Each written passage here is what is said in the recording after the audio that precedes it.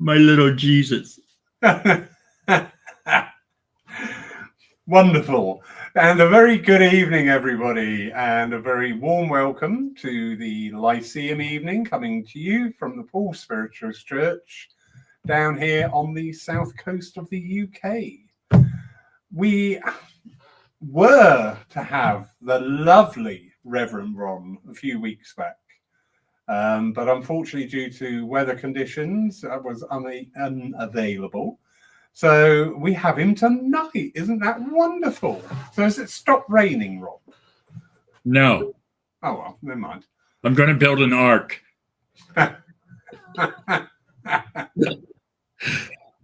And you're speaking to us from Florida. Whereabouts in Florida? Sunny Fort Lauderdale, Florida. On the East Coast. Just above Miami. Yeah. I can see the picture in my mind now. I'm just about there. Thank you. Wonderful. And so nice to have you back with us, Ron. You've been with us a couple of times before. It sounds a bit wrong, doesn't it? We've had the pleasure of your company a few times before, and it always is a pleasure. And I don't even know where to start tonight because there's just so much going on in this world. Ron, you've just recently moved, have you not? Yes, I have. And we sold our house and bought a new condo. We downsized and simplified our life. Wonderful. And that's all going well, yeah?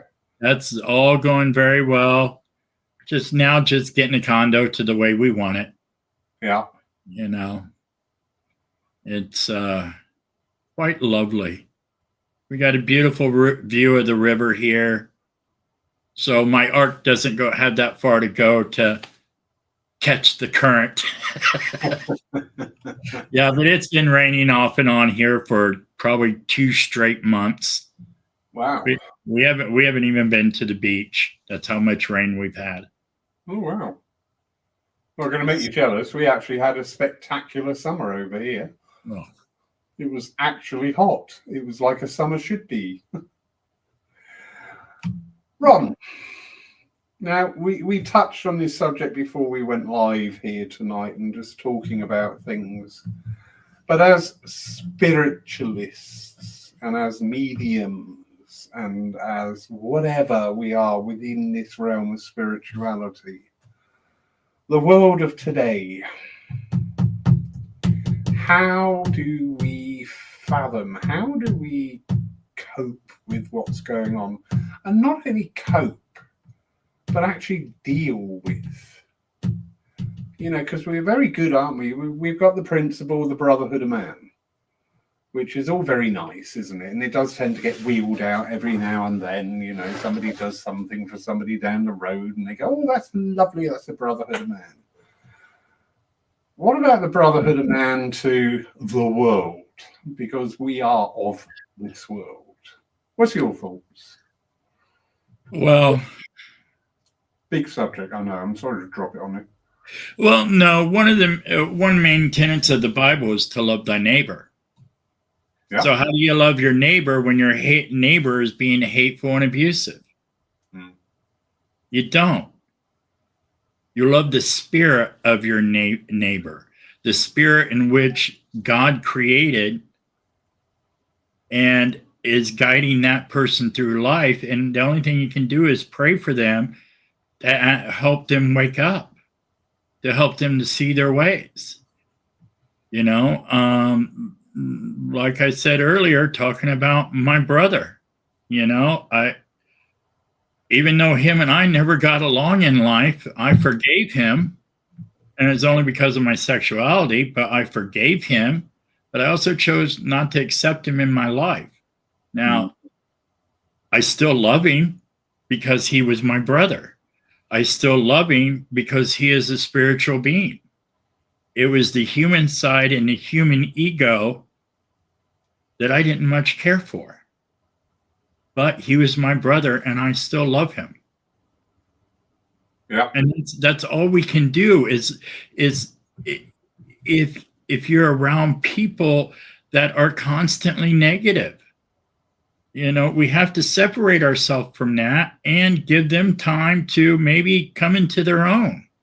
But I still love that person, because that person is a creation of God, of source. And it's that spirit that's bringing in true love. But for somewhere in the translation between spirit and a human, the love is being left out. Yeah. So, for example, I've got a gentleman that lives down below me that just does not like my service animal. Well, I'm sorry you don't like my service animal, but that's okay. Do I dislike the guy for not liking my service animal? No. He's another human being, and we got to realize that we are all human beings, and we all make mistakes. We all fail. But then through meditation is where we get our guidance and how to get ourselves back on track. That's how I separate myself from the world, is through meditation, because I know that I am connected to source. And I think if everybody truly felt that, I think the world would change. There is such potential, not only in spiritualism, but within many of the world's religions. Yes. I'm not an expert, but I do study other religions, their roots and where they come from. And I mean, I've yet to come across a religion that actually says, run around, kill everybody in my name. In fact, the basic tenet that all religions share is do unto others as you do unto yourself. Exactly. Because this is a choice, isn't it? We choose to hate people. Yes, we do. Even though you might have that catalyst moment. I mean, the elephant in the room with what's going on in Gaza is just horrific on so many levels. Mm-hmm. As a spiritualist, it actually impacts, and it's actually a physical feeling with that, yes. This hatred. Yes. I know, even though we're not connected to it directly, we still feel it on a vibrational level. Of course we do. Just like Charlie Kirk. I'm not connected to him, but I sat here and bawled the day he was shot. I've watched some of his videos. He seems to me to be a pretty nice guy. But the impact I was crying more about the impact that he was making on young people's lives. It's about waking up and being in reality, not operating in this fantasy world that we like to live in all the time, and look at reality. Someone was shot in front of their wife and child. That's what I cried for. That child that will never know the love of her father. That's absolutely what I cried for. And, I also cried because it was just such a horrific thing to do. And how do we reach these young minds? It's our own humanity that's on trial here. Yes. I really believe it is. We are all, each and every one of us, on trial. There, what you've just said, I'm not that familiar with Charlie Kirk and his works. However, it doesn't matter. If somebody is doing whatever, there is always the opportunity for talk. There is always the opportunity for negotiation, to lift these things. One of the very, very old spiritualist books it talks about, and this book was all transcribed for automatic writing. And in there, Stanton, William Moses Stanton. And in there, his guide is talking and saying, he asks a question, what is the spirit's view of the death sentence? Because remembering this was transcribed in like the 18th century, where you had the death sentence for everything. And the spirit world's response was, you do not understand the great turmoil that you introduced to the land of the spirit by dispatching these uneducated souls to us. And I thought that was quite a powerful statement, because that stuck for many years. And again, it just underlines this education side. And, you know, we as spiritualists, we've got access to everything that ever was, is, and can be. Absolutely. It's all there. And yet, and if it's not in book form, when you're in meditation, it's coming through meditation. Exactly. An inspiration. And yeah, as troublesome as the world is today, and one of my favorites to study is Jesus. I love studying what he had to say, and I even go to a Catholic church, but because we have no spiritualist church here.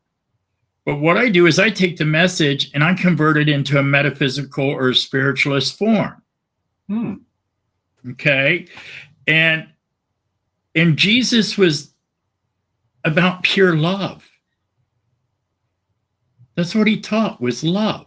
So what I do, I showed it to you earlier. I have these little figurines of Jesus.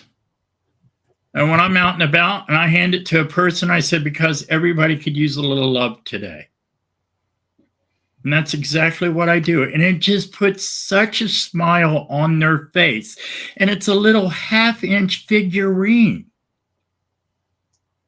But to think that somebody else is thinking of you or thinking of me, I mean, when you hand this, you can just see the love come out on their face. And, you know, I don't know what type of day that person has had, but I know their day is going to be a little bit better because somebody told them they love them. Yeah. It's that power of intent. And again, we as spiritualists should be so aware of that power that we can wield should we so choose. Yes. And I'll even leave it on the little gas station pump. You know, sort of pay it forward. Because somebody who comes and put their gas, or you call petrol, in their car, and they look up and they see it on the little pump. Well, how surprising is something like that? Just a small impact in their day makes a huge difference. Indeed. And if everybody were to be as impactful, but in a positive situation, we've got the lovely Geraldine Stormfield. Great lady. You'd love it, Ron. You would really love it. And she's just saying there, Charlie's words were horrific to a lot of people, but that doesn't mean he should be killed. You're right. Yeah. Yeah. You know, we're big ones. Oh, that's interesting. Jesus the Palestinian. Yeah. We're very good, aren't we? We want to see instant justice, or what do we refer to? Karma, don't we? We have this big thing about karmic laws. Mm-hmm. And in and about that, we want to see this instant backlash to things. Because I think we want it taken out of our view, if I'm honest, because I've sat a lot with this energy and trying to think, because it's a lot more comfortable, isn't it, if it's taken out of our view. If we don't have to see it, then we're not part of it, and it's not part of us. But if we're always comfortable, where would the change come in? Exactly. Exactly. And I know 2020 taught me a big observation of 2020 was people, because we started on this online thing and I was going here, there, everywhere, all around the world, talking to people. It's great, absolutely marvelous. We were all saying the same thing, which I found intensely fascinating. I found that really fascinating. It didn't matter what these people were, where they came from, what religion, ethnicity, sexuality. Everybody was saying the same thing. For that brief time, we had that unification of thought. Mm-hmm. I called it the psychic network had suddenly woken up. But today's world, Margaret Challenger. Margaret, we love Margaret. I both, until man learns the truth about his physical journey, the purpose, cause and effect of his own actions, knowing that we are responsible for our actions here and hereafter. They will continue to enter the spirit world branding a gun or a knife and find themselves trapped in a mindset of misled truths and ideals, thankfully taken care of by spirit angels who would lead them to an understanding and atonement. Interesting. What's your thoughts on that, lovely Ron? Well, it is very interesting.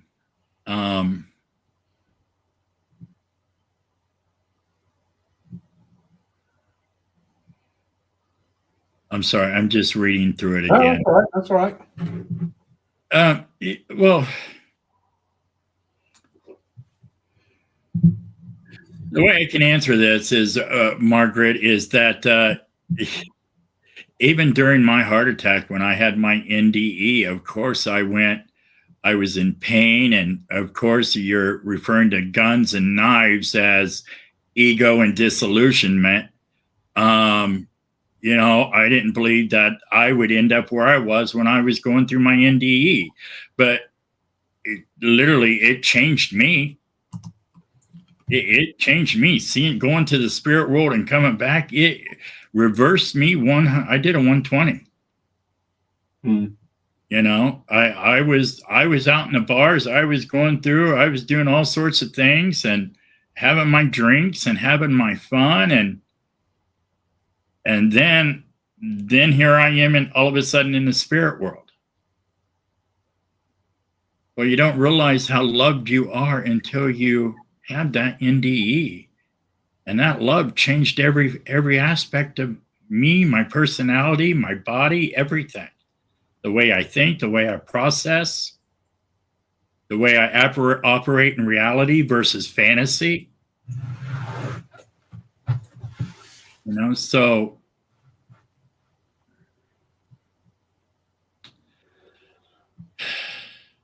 if everybody had an NDE, wouldn't the world be a better place? If everybody got to see where they're going to, we wouldn't be so afraid of it anymore, because I know I'm not. But I think there's something big going on in the world right now. I really do. I think we're in a battle of good and evil, and I feel like we have to go through this process to get to the other side, because we don't know how good it can be until we realize how bad it was. This is true. And often it's only through adversity that we find our strengths. Absolutely. Quick hello here. The lovely Joan. She's up in Philly. Oh, hello, Joan. Not the steak, the state. She's a lovely lady. I presume, are you in your hot tub drinking wine again, lovely Joan? Thank you, Joan. Yeah.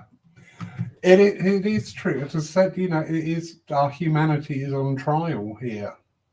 I read something the other day about Buddhists, And I found it the most interesting thing I've read in a very long time. And they've actually done studies on this. Every year, the Buddhists get 1 million children and teach them to meditate. And they hold a world meditation for the entire world, all the millions. During that time, a meditation to bring the world to a calmer place, to peace, all crime rates around the world dropped 10%. During the time that those children are meditating. What a fascinating fact. Now, imagine what we could do if everyone meditated at the same time all around the globe. Yeah. How powerful would that be? You know, if the children can do it and only 1 million of them, considering there's 9.5 billion people in the world, imagine what we could do. I just thought that was such a mind-blowing fact on how profound meditation can be. And if it makes that large of an impact, which is really a small impact on the entire world, imagine what 30 minutes of meditation a day could do to us. And I know it has. Yeah. There are so many tools in our arsenal for self, because I'm a big believer. You know, you get on an airplane, what's the first thing they teach you? If the air miles come down, do yourself first and then help. Right. And I'm a big believer in bringing things back to self. You know, if I find somebody intensely annoying, I go to self and go, why am I reacting to that? Right, exactly. What is it in that person that is making me go, grrr? And quite often, it's something that I should be dealing with. Yes. Quite yes, often, it is. A facet of me that I've just thought, ooh, yeah, maybe you want to calm down on that one. Anyway. Yeah. Geraldine. Were you listening to the earlier conversation, Geraldine? We're having a wake-up call, seeing the truth with the world and how it is controlled in every aspect, government, business, religion, and all of it. That was the topic of conversation before we went live tonight. There's a lot of very twee phrases and thoughts going out there, and people talking about we're raising up to the 12th dimension. I think we're on the 15th dimension at the moment, whatever it is. But actually, in essence, they all boil down to the same thing, that we are actually seeing the world through different eyes because it changed in 2020. It changed. Yes, it did. It changed. And because we changed, the world changed. I have mediums saying to me, oh, spirit are working with me in a different way. And I go, no, they're not. You've changed. So therefore, the way you're working with spirit has changed. We're great, aren't we? And putting it on somebody else. Exactly. Yeah. Exactly. We've changed. Our mediumship grows and expands each and every time that we have a person in front of us and we're giving them readings. Not every reading is going to be exactly the same. And not every technique you use to get to that reading or to get in that energy is going to be the same. If I'm dealing with someone who has so much energy that I can feel them and pick up on what's going on with them without even doing my meditation with them, well, I'm going to go right into that energy. Yeah.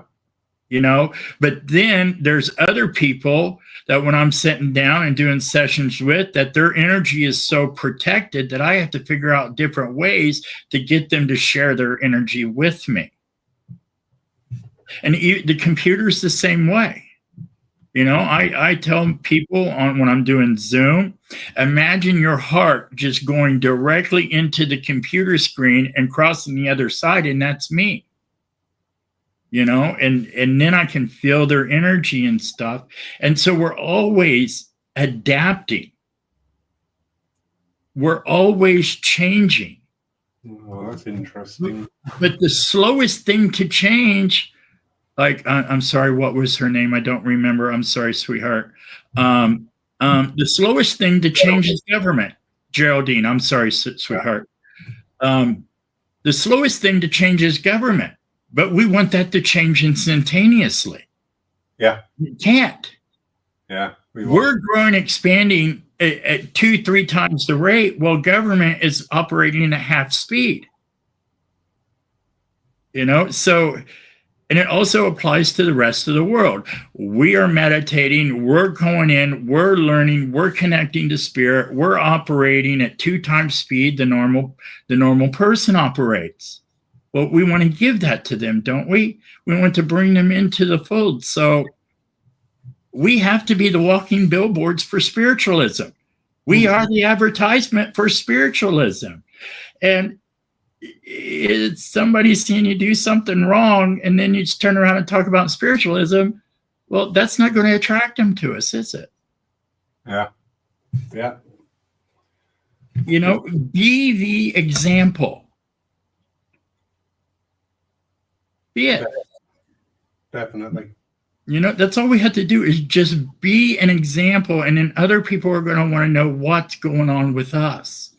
And then we can tell them. And we're not pushing spiritualism down anybody's throats or meditation down anybody's throats. It's what's so different about you, Ron? Well, let's see. I meditate every day. I'm a spiritualist. I go to church. You know, I changed my ways. So in order to get... If you always do what you've always done, you'll never get what you've always wanted. Yep. Yep. And whatever you go looking for in your mind, that's what you're going to find. Exactly.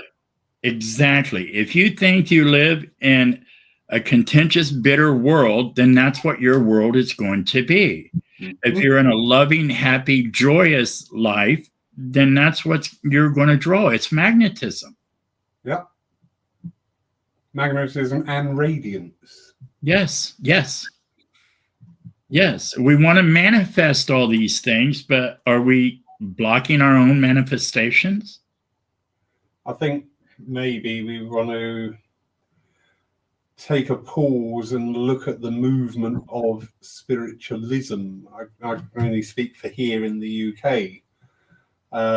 At this time, for example, one medium put out a post today slagging off another medium, and everybody's jumped on the bandwagon. And I'm like, do you know what? We've got access to the greatest truths ever, and we're reducing it to this bitter sideshow of one falling out with another, or and I'm sorry to say this, with our demonstrations of very twee, nice little salutations and nothing. Do you know what? My dad's very present today because he was at Arnhem, and this is the anniversary of Arnhem.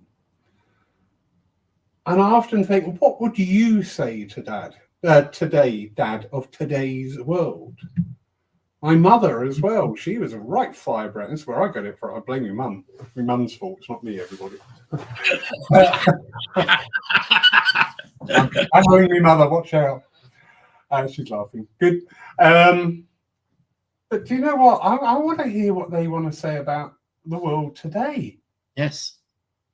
You know, this nice little groove that we've got into. You know, oh, your mother's here. She'll obviously very proud of you. That she may be, but do you know what? We're not giving the other world that voice because we're not taking our mind to it. We're not opening up to that influence that is undoubtedly there, because if we can do one message, we can do another message. Yes, we can.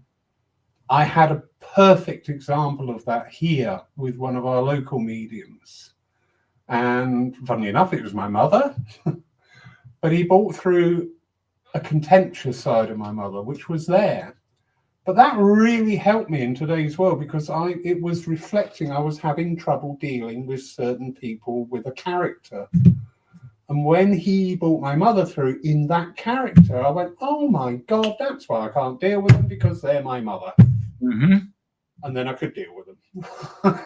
Yes. It's all there.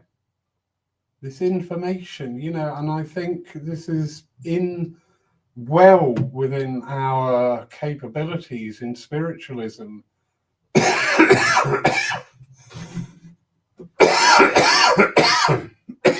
Sorry about this. Still lingering on. To be the channels for that inspiration. We used to be a movement of activists. Spiritualism was a radical movement. If you sat down in the 18th century with saying, I am a spiritualist outside of Parliament, you probably too would have been arrested. Because it was an activist movement, because of the information, because of the continuity, the understanding, and those thoughts flowing from the spirit world. Of course they're going to have comment on today's world. Exactly. Why wouldn't they? I know. I'm so sorry. I'm getting on a bit of a thing there. I do apologize. So, turn to the comments. Lovely Joan. Hi, Lauren Ron. Gave up drinking almost completely. Oh, my God. If you've got any shares in anywhere in France, Ron, sell them quick, because they're about to go bankrupt. She's heading to the hot tub to meditate. Joan again, teaching my grandchildren how to calm down using meditation and breathing. Wouldn't that be amazing if that's what we taught children in kindergarten? I know. I think we just miss this golden opportunity, because those ages, they are the golden years. Yes. They are the time when you can make that impression, the opening up. And we always say, there's a big thing, we've got to get the youngsters in. We've been saying this in spiritualism for God knows how many years. Well, when we start displaying and demonstrating something of today and something of appeal to today's youth, then we may see that. But while we're stuck in this rut of, thank you, Ron, that was a lovely demonstration. Next week, you've got a really good medium, and that was one that was full of laughter and tears. You know what? If I hear that phrase once more time, I may just jump out of the nearest window. Full of laughter and tears, and it's dumbed down. Goodness me. I'm having to keep my energies right down here. We just have so much access. Anyway. My favorite one is Spirit's not coming close enough to me. Yeah. He must be shy. He's standing in it. No, he's not shy. Spirit's not shy. Spirit wants to talk. Spirit is coming to you because they want to talk. Yep. It's us that keep getting in the way and not allowing Spirit to fully come in to blend with us. Maybe it's our mind, but they always want to talk to us. Yeah. They want to help us. We just have to step out of the way and learn to listen, which I think is a skill that has lost its way in translation many years ago. People don't listen anymore. While someone's talking, someone has already got their answer formulated and they've missed half the statement. Really true. And people that are hurting, that's all they want. All they want is someone to listen. Not to give any suggestions or maybe I've done it this way or I've done it that way. No, it's just about allowing people to let themselves feel like they are being heard. Yeah. I agree so much with that. In here, my work here in the church, often people will walk in, make appointments, whatever, always amiable to that. And I learned a long time ago is shut up, Lawrence, and let them talk. Because that's what they need. Yes. They don't need me to fix them. No. No. And a lot of times when they're speaking with somebody, they're already coming up with their own solutions. Yep. And is it really them coming up with their own solutions, or is it Spirit giving them the solutions because they're finally getting all that junk out of their head, verbalizing it, getting it out of the way, and then there's room for Spirit to come in and say, here, let's try this. And then they're like, oh, well, maybe I should try it this way. Yeah. You know, it's just that make a little room for Spirit. Just like they used to say when the high school kids were dancing. And the Catholic nuns would come up and separate the kids, give room for the Holy Spirit. Well, that's what we need to do. We need to give room for inspiration. I'm going to use that line. Go back here. Joan, very valid and very poignant about today's world. I'm finding it difficult sometimes to push aside the negative energy and emotions of so many people I'm coming in contact with. I feel their fear. My first question is, are you protecting yourself every day? Mm. You know, you do your protection prayers. You know, the second question is, maybe you're feeling their fear because they're subconsciously screaming for help. Yeah. And then, especially if I'm out in public and all of a sudden I've got a spirit here with me that the woman who's getting ready to pick out her boar's head meat, I've got their loved one in spirit standing here talking in my ear. I'm not going directly up to them and say, hey, I have your husband here. He wants to talk to you while you're picking out your deli meat. I am not going to do that.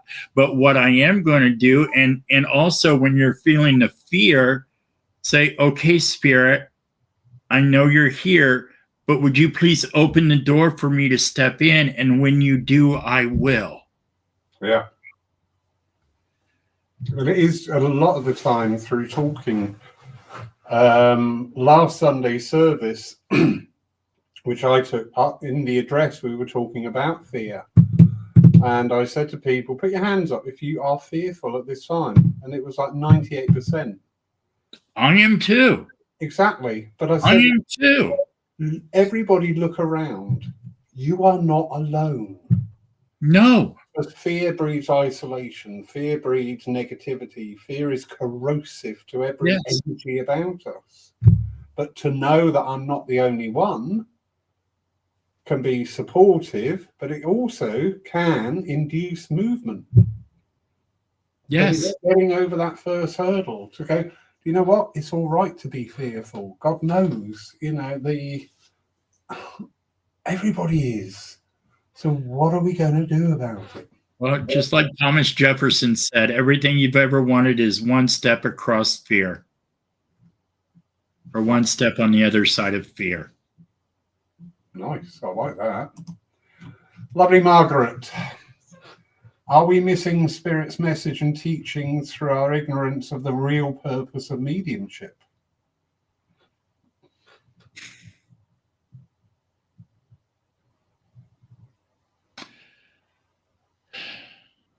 Wow, that's a great question, Margaret. It is. Well,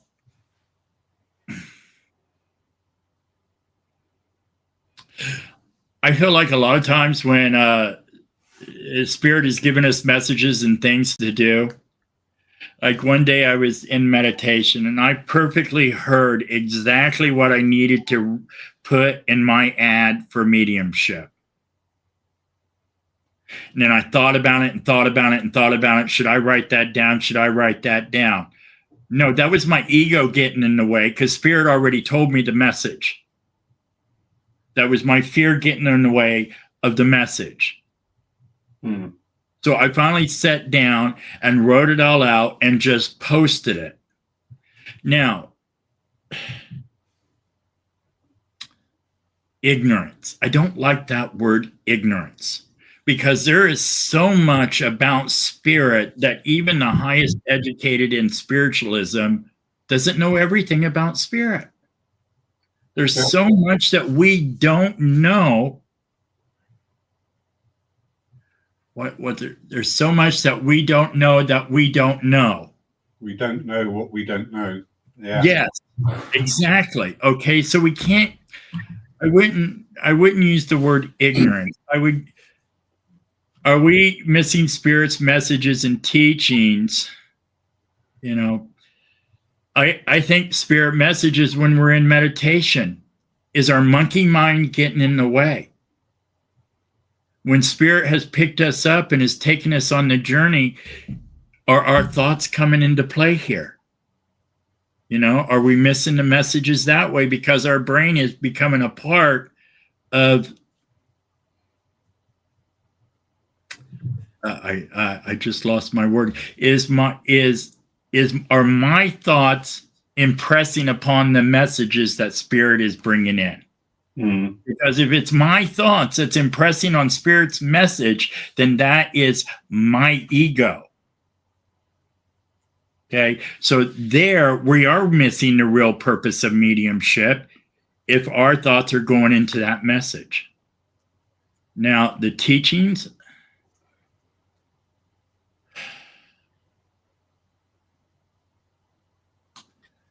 the teachings, everybody, no matter how much philosophy you read, even if we all read the same philosophy book, everybody's going to have a different interpretation on that philosophy book. So just like if I'm teaching mediumship, I'm going to have a different form of teaching than another teacher does. Okay, so am I missing the teachings? No, because they're segmented. You're not supposed to understand everything all at once. You're supposed to learn and grow, learn and grow, learn and grow. That's the expansion of the mind. Yep. Yep. I hope I answered that well for you, Margaret. No, I agree with what you said there. One thing I've learned through study and through experience, if I were to get 10 trance mediums up on the platform, they would all talk a different truth. Absolutely. And we, because we're physical, we like, nice and solid. And that's a cup, that's fine, I can touch it, know what it is. We tend to look for the truth. Yes. But it's expanding that thought to listening to others' truths and then finding the answer within yourself, because we are here to progress. Right. And if we can turn on spirit every 2 seconds and go, oh, what's the answer to this? That's denying us this experience of life. Right.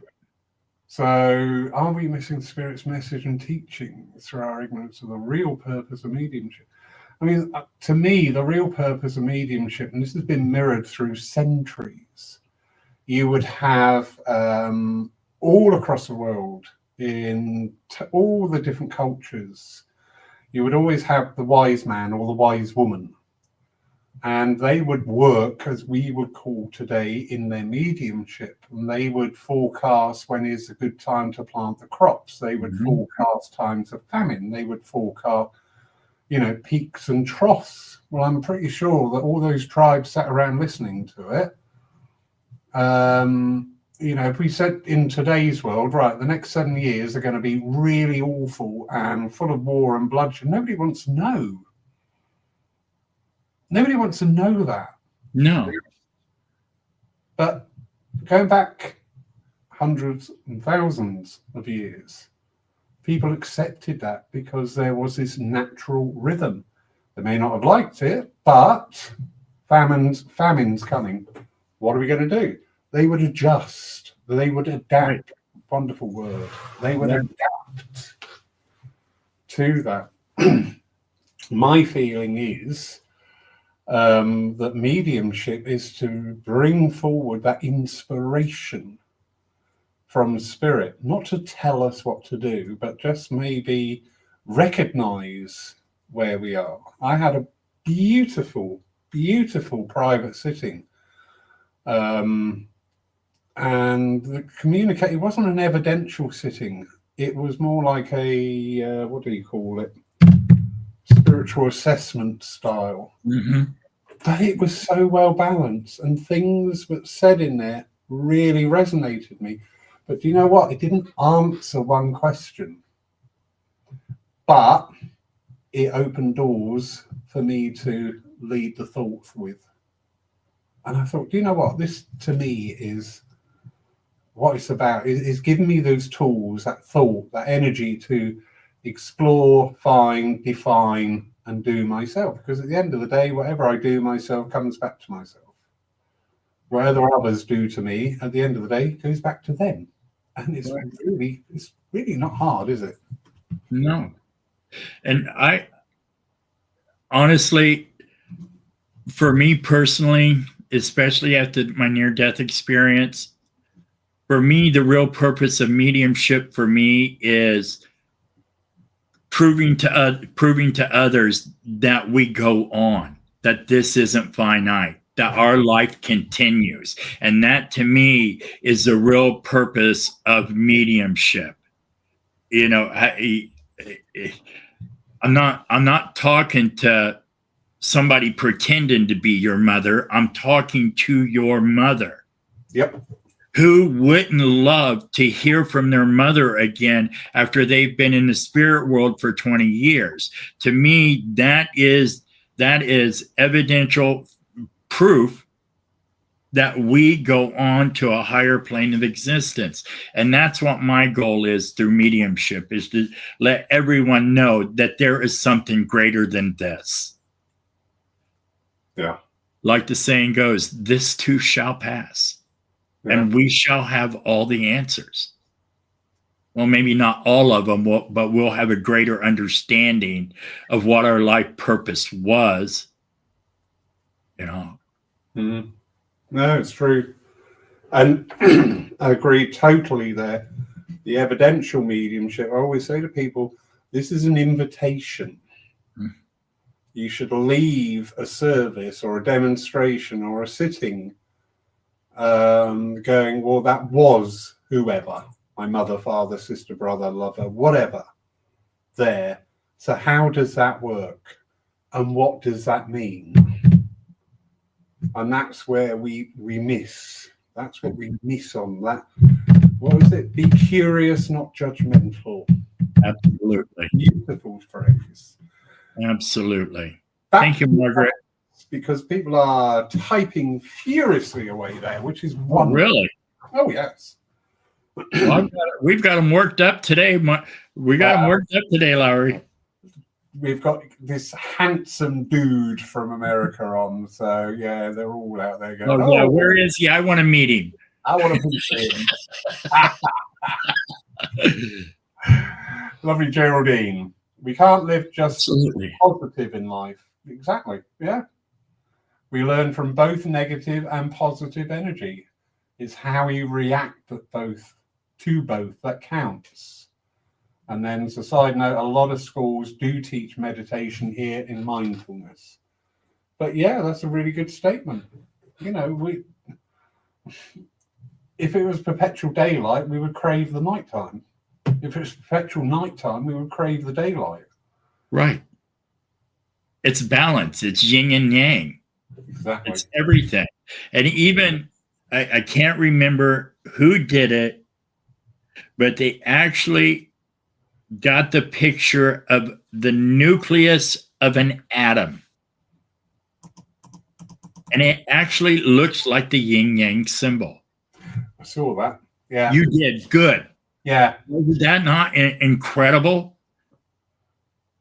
You know, all these years, we've had this image of what the yin yang symbol looked like. How many, what, hundreds of years?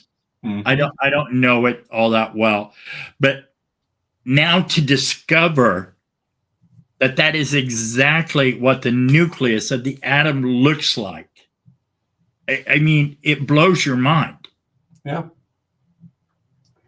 And there are few spiritual laws. To keep it simple, allow growth. But to me, always one of the biggest immutable ones is the law of balance. And I don't say, Yes. I said something horrible to somebody yesterday. I know you can't believe that, can you? I said something horrible to somebody yesterday. So today I'm going to be nice to them and that balance it up. It's not that, because you then go in, why was I horrible? What was that? Where did that come? You know, every transaction we make in this world stands investigation. I always teach in the circles. I said, you know, don't just skip with what spirit give you. Dig into it, because they're giving it to you. Everything we have from spirit has a purpose and a reason. Absolutely. There is a story attached. There is a tale to tell. And it's the same with ourselves. With all our actions, we can sit at the end of the day and review the day and look at our actions, our interactions, and why. Why do we do? I've had a lazy day today, and I thought, I'm really annoyed because I feel like I've wasted the day. But then it was like, you know what? You've been working for the last 7 days on the trot. So really, you know, you're not, because you've got a physical body to maintain, and a lot of it to maintain. I know mine's expanding. More than my mind. I say it's the weight of the world on my shoulders is pushing my midriff out. That's what I'm going for. Lovely Leslie Thomas. When my grandchildren aged 3 and 6 become irritated or too excited or naughty, they are told to go to their quiet space and take Almo breaths, and think about whatever the problem is and how it can be resolved with love and respect. Lovely. Awesome. That is awesome to teach them that at such a young age. I think we need more of that. Definitely. There's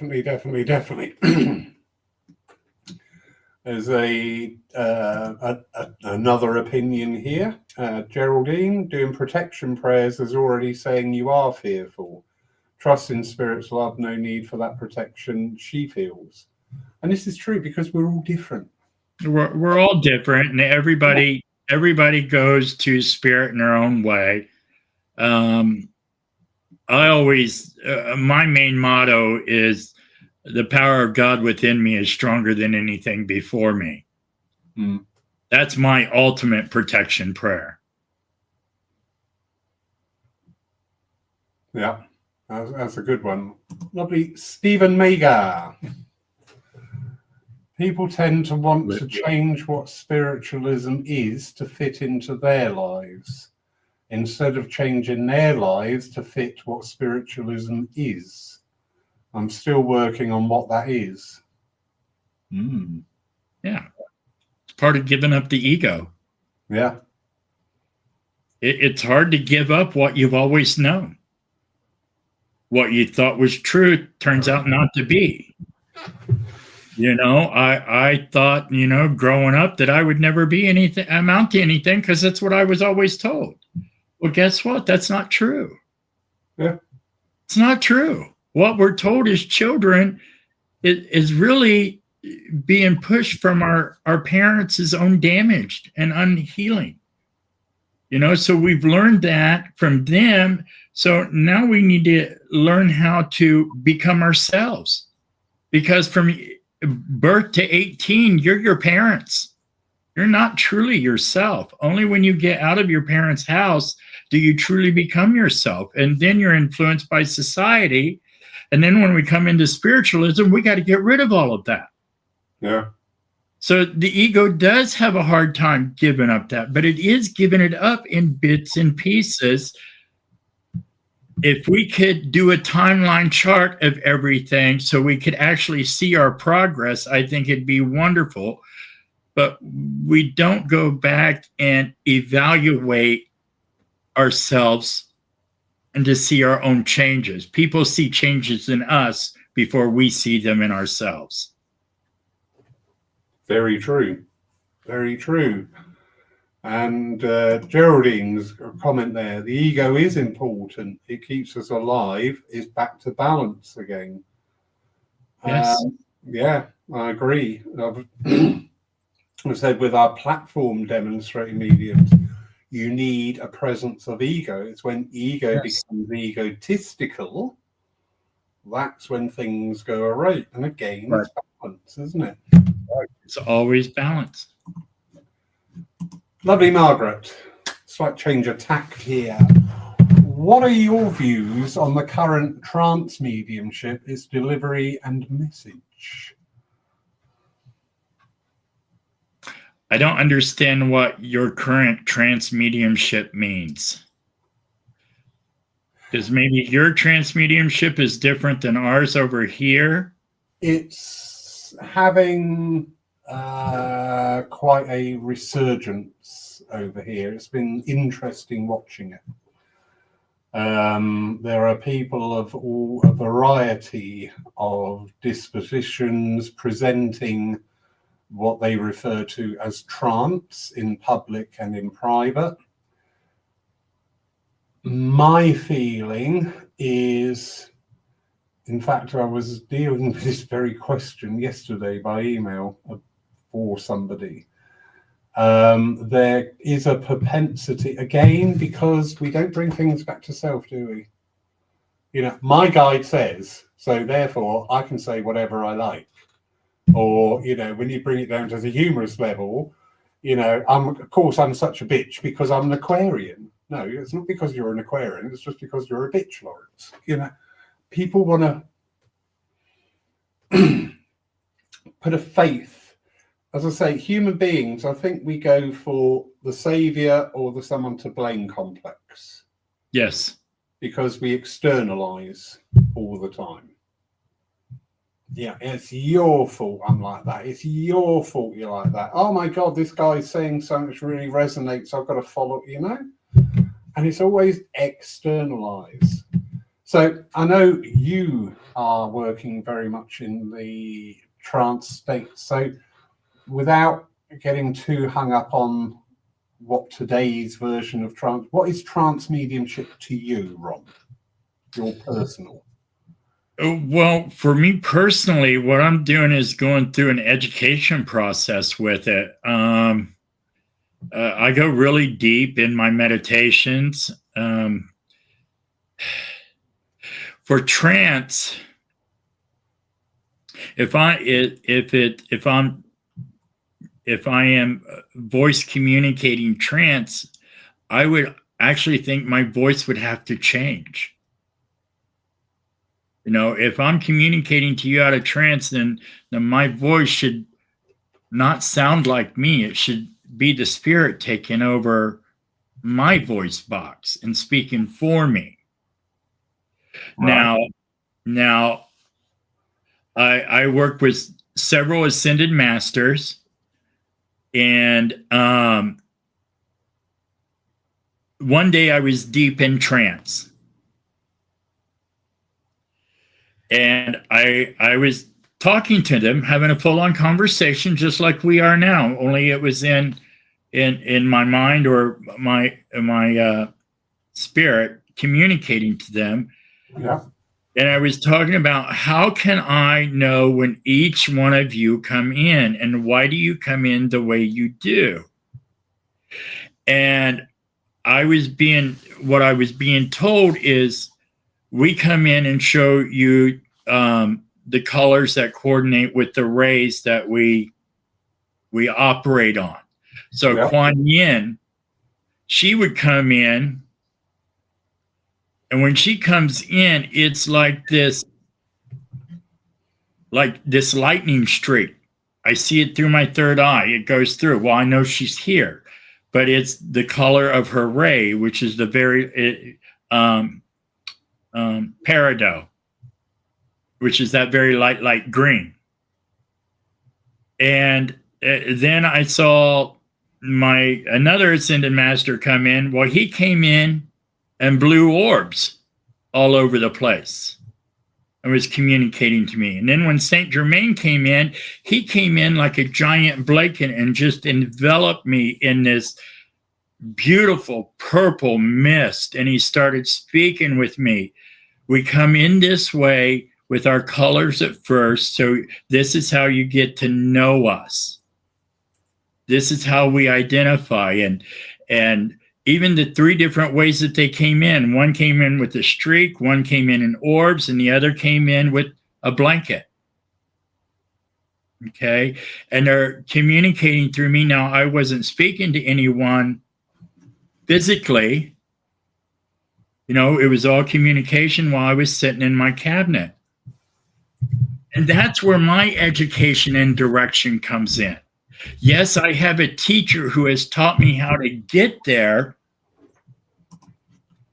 but that's what the teacher is for. They provide you a way to get there. That doesn't mean that you have to do it their way, because every teacher will tell you something differently.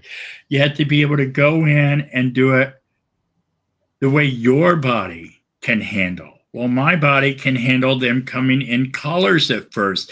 Let me know who they are very gently and very lovingly versus coming in, you know, Kuan Yin is like a peridot streak, you know, like lightning. Well, she doesn't come in with thunder and everything else. It doesn't happen that way because it would startle me out of my deep meditation.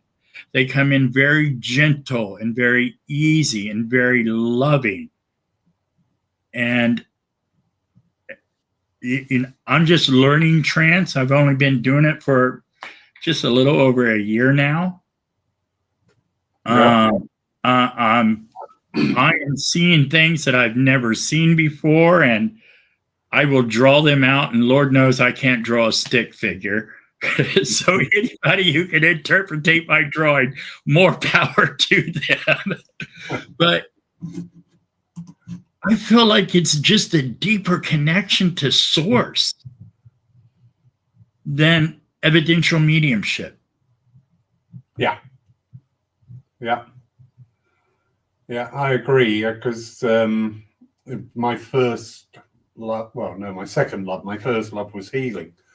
My second love was the philosophy. And when I started demonstrating, I noticed there was this sliding scale. It wasn't like there's me and then there's me. There was this sliding scale, these different degrees of influence. And I think, again, with what we refer to as trance mediumship, maybe we want to again look at our language that we're using. Because the word trance mediumship immediately conjures up this mental image of somebody stepping in and taking over and doing all the talking. Whereas if we look at it more in the general term of altered states, yes, I think that will give us a better idea of what's going on. Because when we start dealing with it in the form of altered states, that altered state can constantly evolve. But if we say trance, and in today's language, trance is, you know, my head's going to go down and I'm going to talk in a different voice and present whatever to you verbally, where do you go from there? exactly. What's the involvement in that? Because I'm there. And this, again, this is what we do, isn't it? We want the truth. We want the answer. We want the end post. But there is no end post. There's infinity. So, yeah, Margaret, I hope that's answered partly your question there. As I said, I think maybe we want to start referring more to working in the altered states rather than trance, because trance conjures up multiple images with people. Yes. Yes. And also, I do struggle with this at times, that some people, I've got to be so careful what I say here. No, I haven't. That some people will say that on this day and at that time I will be in the trance state, because I can't guarantee it. Do you know what I mean? I really can't guarantee that. Yeah, you can't guarantee that. Even in mediumship, you can't guarantee it. Yep. You know, if it's not happening that day, the only thing you can say to your client is, "I'm sorry, I'm not receiving anything today. Maybe it's me, maybe it's the energy that's around us. I don't know, but why don't we schedule this a different day? Because I really want to help you." You know, don't force it. You know, because that's going to hurt you and your reputation more than anything. If you sit there and try to force a reading to come through. Yeah. You know, and your client's going to know it. Just like even if you're doing a trance demonstration, everybody in the audience is going to know if you're forcing the demonstration or not. Yep. And again, we bring back one of my little hobby horses when we talk about the experience of spiritualism. You know, it's become very voyeuristic. And I often say at the beginning of a service to people, you know, right, you're not here watching Netflix or Disney. You're the reason this is happening. It's your presence today, so be part to that. Feel that experience. We talk about physical mediumship. I have witnessed physical mediumship. I have also witnessed fraud. So have I. Both. Yes. Yeah. I agree. And in the physical mediumship, I knew it was spirit, because it was there. The presence was there. Yeah. It was just like, oh my goodness, this is blowing my mind. It's wonderful. And in the fraudulent activities, it's like I've just been sat there thinking, I'm going to turn my phone light on in a minute, because I am getting so angry with what's going on here. Yes. Is this going to last an hour and a half? I always struggled with, why do they have to take your watches, rings, and phones off of you before you go into a seance room? Now I understand why, because had I had my phone on me at the time, I would have turned the light on, because I didn't have my night vision ruined, and I could see this person getting up, moving stuff, and I was angry. I was just so angry. Yeah. I've been to that. And I've been to some that have absolutely left me in absolute total awe. Yeah. How in the world did that happen? I've been to them where they're completely strapped to the chair. They've got duct tape over their mouth. And even Spirit tells us to open the cabinet and check them. Well, they're still in the chair. They're still strapped down. We're still talking about trance mediumship, aren't we? Physical. Physical. That's all right. Yeah. I'm having a little joke, Ron. Forgive me. And it's amazing. And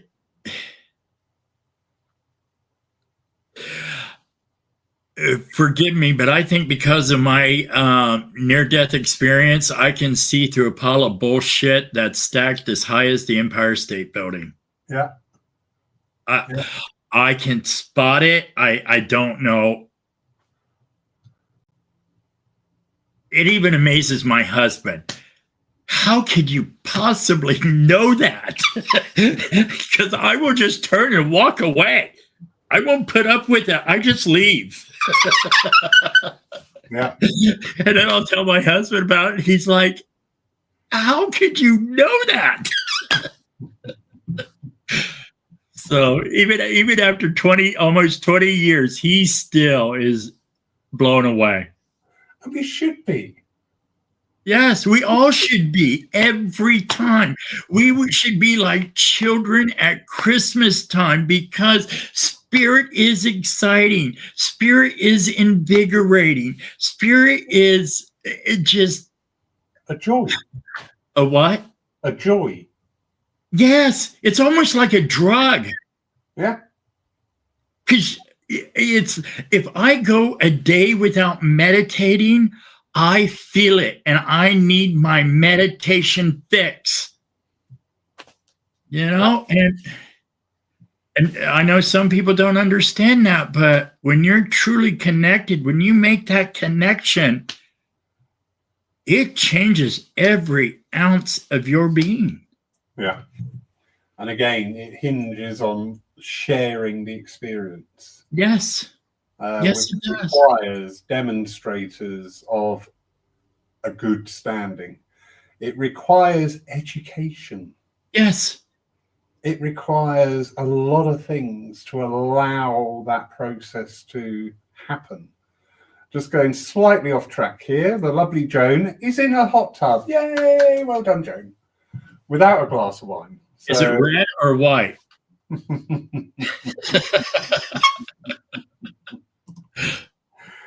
Leslie Thomas. Oh, agreeing with me. That's nice. Absolutely.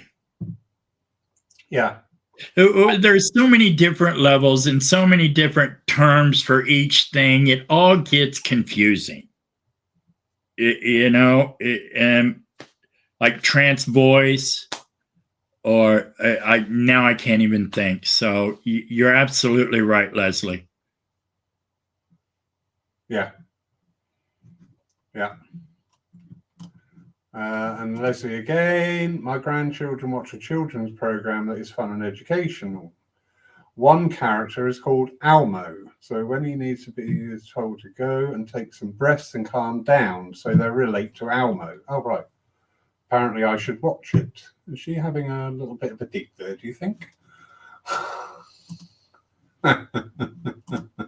And Joan coming back, I like flour or oil instead of red or white. Okay.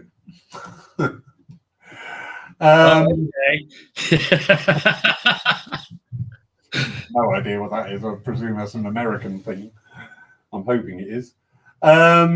Geraldine, trance has many levels. The word channeling has become a problem. People see trance and channeling as the same thing. I have witnessed fraud in every type of mediumship. The deep trance of physical mediumship is a joy to experience. Yeah, that's so true. Many, many years ago, we had an evening of physical mediumship here. And the night before, I'd done all the blackouts in the church.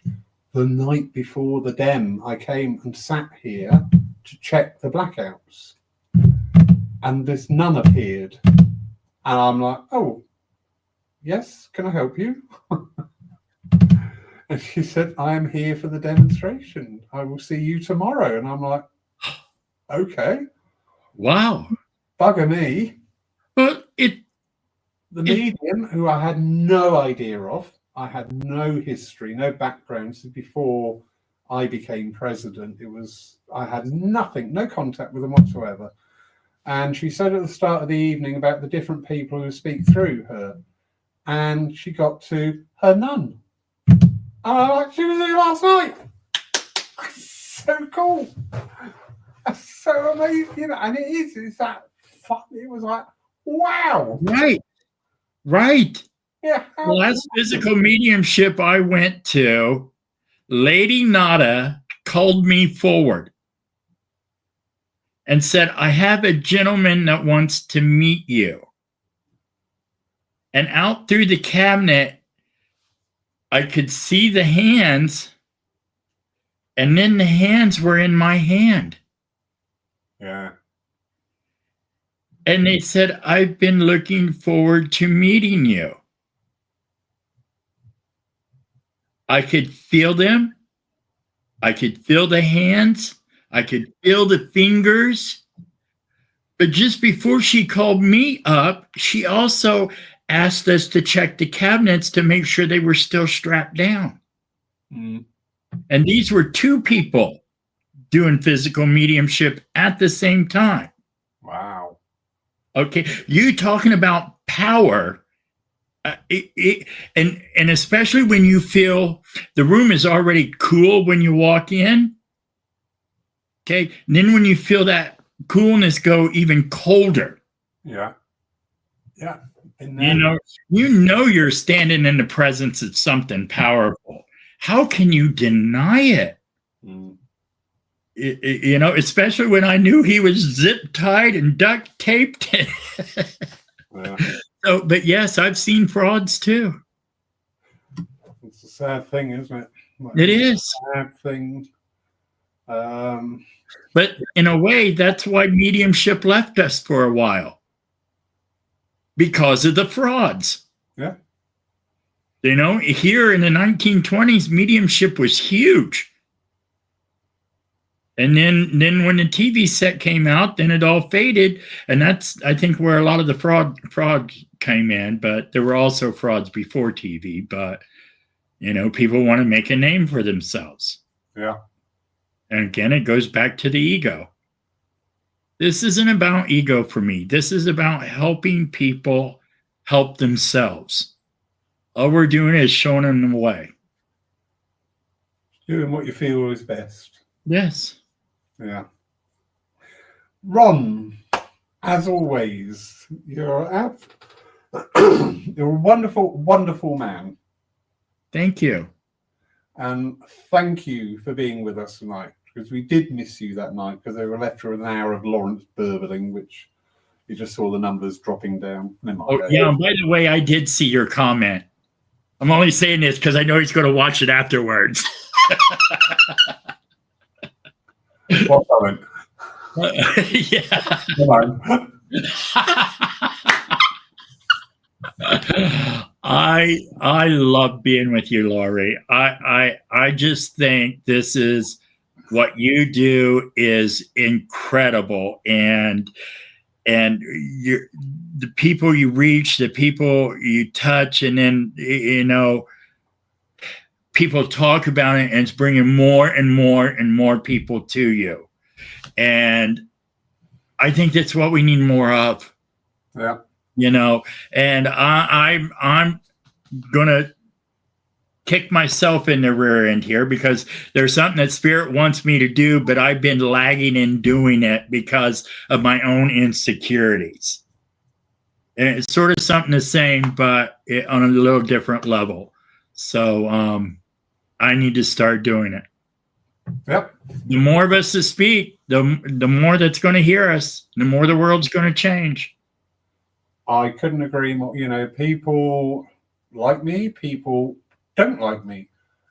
And I love all of them, because it's always, where there's talk, there's movement, there's energy. That's It's when we don't talk, when we don't give voice to things, that's when things become apathy and no movement. yes. There's going to be people watching this going, bloody Lawrence Saville, who does he think? And that, you know what? I love you just as much. Right. Because I'm instigating, or we are instigating. Yes. Conversation and movement. Like I tell people, if you don't if you don't believe me now, eventually you will. Yeah. Because eventually there's going to be time where you're laying in your hospital bed, on your deathbed, and then you're going to realize that, hey, we were speaking the truth. And that's okay. Yeah. Okay, I'm sorry, my diabetes is kicking in and I really need to run to the bathroom. Thank you, everyone. I love being with you all, and I hope to be with you again here real